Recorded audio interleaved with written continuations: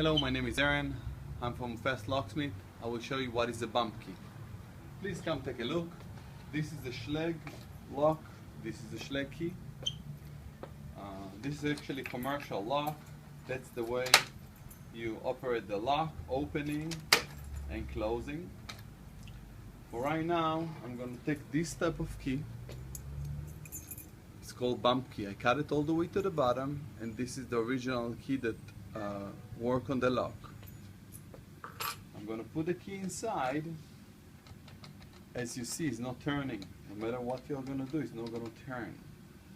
But if I'm going to take the key one step out, you can come take a look from here.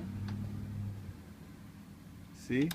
Take it one out. Still doesn't work, but the name bump key came from bumping. So I'm going to bump the lock. And now it's totally open.